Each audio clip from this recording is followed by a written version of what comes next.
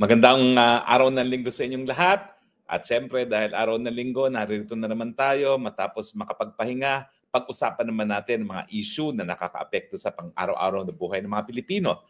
At ngayon po, ang pag-uusapan natin ay yung sagot ni VP Sara dito sa impeachment complaint. Na mahaba po yung sagot niya at medyo mahirap maintindihan lahat. So, chachap-chapin ko po. No? Unahin ko muna yung pag-discuss kung ano ibig sabihin ng ad cautelam answer at yung dalawang answer na pinare-resolba muna ni BP sa impeachment court bago dun sa kanyang mga sagot dun sa 7 articles of impeachment na isinumite. So ihiwalay muna natin ngayon yung ad cautelam answer, yung mga issues na sagot niya na hindi napasa loob ng articles of impeachment, tapos hatiin natin later on yung 7 supposed articles of impeachment. Siguro tagtatatlo at 4 nating i-discuss yan sa mga ibang episodes kasi medyo kinakailangan paggugulan ng panahon para maintindihan natin ng husto ang kasagutan ni VP Sara. Now, unahin muna natin, ano ba ibig sabihin yung ad cautelam? Ang ad cautelam literally means without prejudice. Kasi may nakabinbin ngayon si VP Sara ng mga petition Korte Suprema na nagsasabi na dapat hindi nga matuloy ang pagdinig ng impeachment court. Ano yung mga impeachment na yan? Unang-una, yung nagsasabi na ang impeachment na hinain sa Senado ng mga kongresista ay pinagbabawal dahil ito ay lumalabag dun sa one impeachment rule per year. Now, inulit siyempre ng mga abogado ni VP Sara yung dahilan kung bakit sa tingin nila yung pang-apat na impeachment complaint na naging basihan ng pagsampa ng articles of impeachment laban sa kanya ay pinagbabawal ng saligang batas. Unahin muna natin ano sinasabi ng saligang batas. No? Ang sabi ng saligang batas, hindi po pwede maghain ng mahigit isang impeachment complaint laban sa isang impeachable officer sa loob ng 1 taon. Bakit? Kasi kapag napakadaming impeachment complaint ang papayagan laban sa mga impeachable officers na pinakamatataas na tao sa gobyerno, wala lang magagawang trabaho yung ating mga impeachable officers, kung hindi, sagot na lang sila ng sagot ng impeachment complaint. Yan po ang dahilan kung bakit nililimita sa isang impeachment complaint sa 1 taon ang hinahain laban sa mga impeachable officers. No? Ngayon, doon po sa kaso ng Francisco, kung saan ako'y tumayo sa isang abogado laban sa impeachment ni Hilarion Davide bilang isang Chief Justice at 7 pang mga Associate Justices ng Supreme Court, ang naging issue po doon kung impeachable ba yung paggamit ng Judicial Development Fund para sa mga proyekto na nakalaan para sa Korte Suprema. Isa sa inintriga laban sa Korte Suprema ay yung paggamit ng Judicial Development Fund, yung wala daw sapat na accounting at paggamit sa mga magarbong proyekto gaya ng pagpapaganda ng mga bahay nila sa Baguio, no? Dahil merong Supreme Court compound ang Supreme Court sa Baguio at ginamit daw yung JDF para doon sa improvement ng mga bahay na yan. No? Now, ang naging facts po doon, wag natin pag-usapan mismo yung mga dates na particular, no? Pero unang-una, nagkaroon po ng impeachment complaint, no, na hinain. Na-i-refer po yan immediately to the Speaker and then within 10 days, siya po ay na-refer na include sa order of business ng Kamara de Representante and after being included in the order of business, within 3 days, na-refer sa Committee on Justice. Nagbutuhan po ang Committee on Justice, sufficiency of form, positive, sufficiency in substance, negative. So na-dismiss po, no, ng Committee on Justice.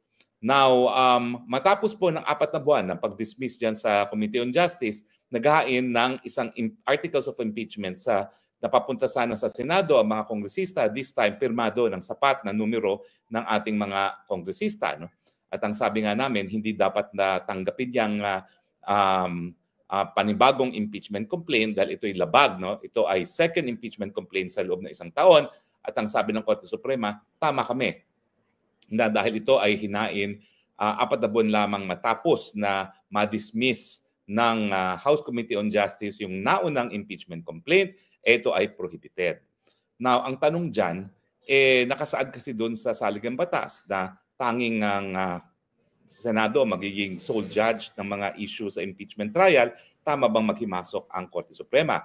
Ang sabi ng Korte Suprema, well, maski sinasabi na sole judge siya, kung merong grave abuse of discretion, yung mga walang basehan na aksyon ng ating mga kahit anong ahensya ng gobyerno, pwede maghimasok ang Korte Suprema at ito nga ang kapangyarihan ng Korte Suprema na meron siya kapangyarihan na talagang itaguyod ang supremacy ng ating saligang batas. So lahat ng mga akto o desisyon at gawain ng mga ahensya ng gobyerno na labag sa saligang batas, pwedeng mapabaligwala ng ating Korte Suprema. No? At sabi ng Korte Suprema naman doon, wala namang desisyon ng impeachment court na pinapabaliwala namin.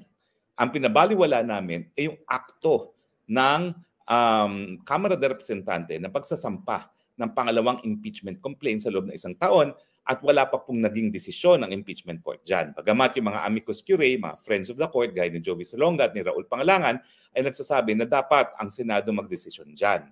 Pero, ang sabi naman ng Korte, no, dahil nga meron kaming citizens' rights, sa kauna-unahang pagkakataon, kinilala ng Korte Suprema sa kaso ng Francisco, kung saan isa tayo sa mga nagdemanda, ang karapatan ng kahit sinong mamamayan na pumunta at dumulog sa hukuman para mapabaliwala ang mga akto ng gobyerno na lumalabag sa ating saligang batas. Now, siyempre, bagamat kinikilala yung probisyon na sole judge ang impeachment court, no, sa mga bagay-bagay na impeachment, ang aming dinimanda naman ay yung akto mismo ng Kamara de Representante. If at all, ang pinigilan namin ay yung transmittal ng Articles of Impeachment sa Senado at pagtanggap ng Senado, no, sa Articles of Impeachment. At kami po ay nagwagi.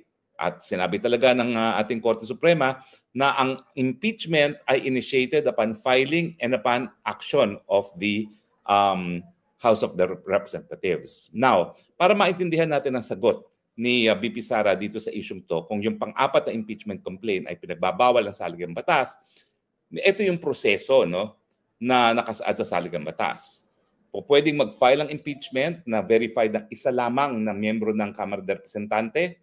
Pag merong isang endorsement ng isang miyembro ng Kamara, ito po ay tatanggapin ng Secretary General ng Kamara de Representante at i-refer immediately kay Speaker. Ang Speaker in turn, merong 10 araw para ma-include sa order of business. Ang order of business, yung agenda ng Kamara de Representante. At matapos siya ma-print sa order of business, ma-refer sa appropriate committee within 3 days. Now, dahil nakasaad sa saligang batas ng impeachment complaint ay dapat dumaan sa House Committee on Justice, dapat i-refer yan within 3 days. Now, walang issue na merong 3 impeachment complaint na isampa. Magkakatabi ang petsa. Lahat yan sa unang parte ng Enero ng 2024. Ang problema, inamin mismo ni Secretary General Velasco na kaya walang aksyon dito sa naunang 3, hiningan siya ng pagkakataon na pag-aralan ng mga miyembro kung ano doon sa 3 impeachment to complaint ang kanilang susuportahan. So, ibig sabihin, nagkaroon ng aksyon. Ang aksyon na hiningi ng maraming miyembro ng Kongreso ay wag aktuhan yung 3 impeachment complaint nang sa ganon sila ay makapagpili kung ano yung kanilang susuportahan o kundi naman gagawa pa ng panibagong impeachment complaint na suportado na ng sapat na numero. So, yan ang naging aligasyon ng ating Vice President. Now, babalik tayo sa Francisco. Ang sabi ng Francisco, ang impeachment complaint para for purposes of yung determining kung merong 1-year ban na ay upon filing and upon action. Ang sabi ni BP Sara, meron ng filing. 3 pa nga yan. Pero ang action ay wag gumalaw. Dahil inamin ni Secretary General Velasco na kaya hindi siya nag-refer, hindi niya rin-refer sa Office of the Speaker yung 3 impeachment complaint para hindi nga umandar yung 1-year bar. At ang sinasabi ngayon ni BP Sara, yung desisyon na wag aksyonan, bagamat mandatory ang provision ng saligang batas, shall. Kapag shall kasi, hindi yan discretionary. So, shall refer the matter to the Speaker who shall order its inclusion in the order of business which shall be heard within 3 days. So, mandatory ang provision na yan. Immediately, 10 days order of business, 3 days referral to the appropriate committee. Yung desisyon na i-freeze para hindi tumakbo yung 1-year bar, yan ay aksyon. So dapat yung unang-unang impeachment complaint ay yung unang-unang na-file na impeachment complaint laban kay VP Sara at itong pang-apat na suportado ng almost 80% ng miyembro ng Kamara ay barred already not only as a 4th complaint but technically as a 2nd complaint. Kasi kung hindi nila kinilala yung 3 complaint, tratuhin natin isa yan, 3 yan, at yung pang-apat ay ang pangalawang complaint. So, sabi ni VP Sara, syempre, bago niya sagutin yung mga individual articles of impeachment, kinakailangan munang magkaroon ng desisyon. Ito ba ay pinagbabawal ng saligang batas? Ang sagot naman ng Kamara de Representante, hiningi sa amin ng Senado nung kahuli-huling araw ng session ng 19th Congress na magbigay kami ng sertifikasyon na ang probisyon ng saligang batas, lalong-lalo na sa 1-year bar, ay nasunod. At yan naman daw ay ibibigay ng Kamara sa Senado. Pero hindi pa ako sigurado kung yan ay nagawa na kasi naka-recess na ngayon ang ating Senado at ang Kongreso. Now, ang pangalawang dahilan, ang pangalawang special defense na inallege ni VP Sara bago niya sagutin yung 7 articles of impeachment ay yun nga ang sinasabi namin na hindi po pwedeng ma-carry over ang impeachment complaint ng 19th Congress to the 20th Congress. Now, ang basihan ni VP Sara ay yung rules mismo ng Senado na lahat ng unfinished business pagkatapos ng termino ng isang Kongreso ay ibig sabihin, matatapos na. Pwede itong simulan muli sa susunod na Kongreso, pero kinakailangan simulan from the very start. At pagdating naman sa impeachment, ang ibig sabihin yan, kinakailangan magsumite ng panibagong articles of impeachment ang Kamara nang sa ganon, pwedeng maging matransform ang Senado into an impeachment court para sagutin yan. Sa akin, malinaw naman yung lengguwahe mismo ng saligang batas pagdating dito sa yung order of business, no? Basahin natin itong order of business para tayo ay maging malinaw, no? Ito kasi ay nakasaad sa rules ng Senado mismo, no? Ito, unfinished business, okay? Ito yung Section 12, Rule 44. All pending matters and proceedings shall terminate upon the expiration of one Congress but may be taken by the succeeding Congress as if presented for the first time. Tagaludin natin. Lahat ng mga hindi natapos na mga bagay-bagay sa isang Kongreso ay matatapos pag napaso na ang termino ng isang Kongreso. Pero ito'y po pwedeng dinggin uli. Dapat lang, dinggin ito na para bagang dinidinig sa kauna-unahang pagkakataon. Yan ang translation sa Tagalog. So yan ay Section 12, Rule 44 ng Senate Rules. Now, ang ibig sabihin nito, kung gusto nilang madinig muli ang impeachment, kinakailangan magsimula sa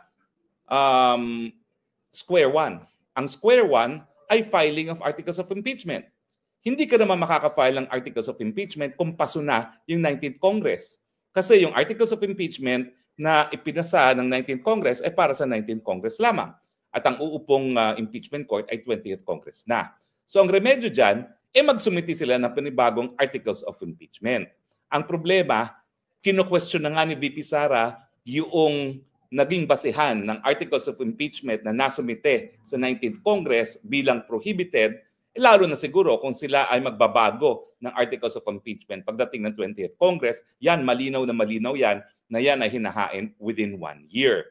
So anong solusyon dyan? Well, kinakailangan antayin nila yung 1-year period reckon from the date na kung kailan na-file yung kauna-unahang impeachment complaint. Kailan ba yung kauna-unahang impeachment complaint? Ito, maganda naman dito sa pleading ni Inday Sara Duterte, merong petsa yung 3 impeachment